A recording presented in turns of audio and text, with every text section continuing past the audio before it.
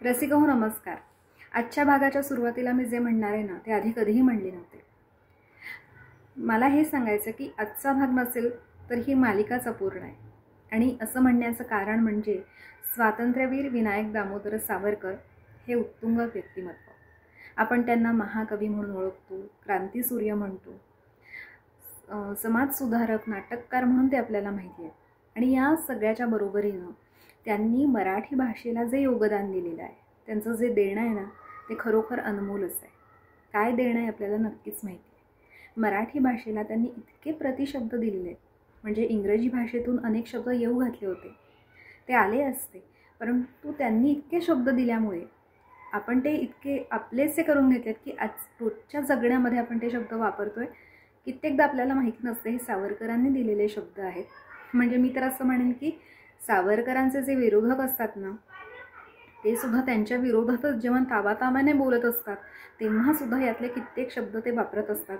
आणि हे सावरकरांनी दिलेले शब्द आहेत हे सुद्धा त्यांच्या गावी नसतं। तर असं हे सावरकरांचं योगदान आहे।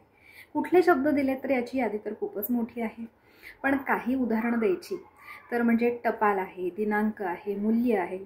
शिक्षणाच्या बाबतीत म्हणाल तर प्राचार्य, पर्यवेक्षक किंवा नगरपालिका, महापालिका, चित्रपट नाट्य क्षेत्रामध्ये म्हणजे आता चित्रपट हाही शब्द सावरकरांचा आहे, दिग्दर्शक, नेपथ्य, वेशभूषा, असे कितीतरी शब्द हे सावरकरांनी दिले।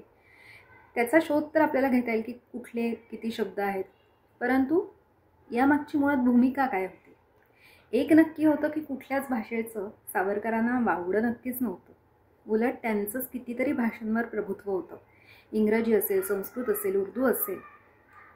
त्यांचं म्हणणं असं होतं की भाषांची भेसळ नाही होता कामा, भाषेची शुद्धी टिकून राहायला हवी, आणि म्हणून त्यांनी हे भाषा शुद्धीचं कार्य हाती घेतलं आणि इतके शब्द, एवढं मोठं योगदान त्यांनी दिलेलं आहे। आपण खरोखर या निमित्तानं सावरकरांना अभिवादन करूया। आणि मला या निमित्तानं म्हणावंसं वाटतं की आपण करतोच प्रयत्न, जास्तीत जास्त मराठी भाषेत बोलायचा प्रयत्न करायला हवा। आणि आता काळाच्या ओघामध्ये आपण hi, hello, sorry, thank you, good morning असे अनेक शब्द बोलत जात असतो, पण मला असं म्हणायचं की किमान याला मराठी प्रतिशब्द काय आहे हे आपल्याला माहीत तरी असायला हवं, नाही का?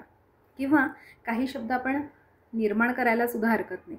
म्हणजे त्यातल्यातच आपण मोबाईलला भ्रमणध्वनी हा शब्द पाहिला असेल, परंतु आता फेसबुकवर जर आपण बोलतोय तर फेसबुकला आपण मुखग्रंथ म्हणू शकतो का, असा विचार करायला हरकत नाही। किंवा सेल्फी, त्याला स्वछबी म्हणता येईल का? तुम्हाला काय वाटतं? तुम्हाला असे कुठले शब्द सुचत आहेत का? नक्की कॉमेंट नाही, प्रतिक्रिया देऊन सांगा। आपण भेटत राहूच, तोपर्यंत नमस्कार।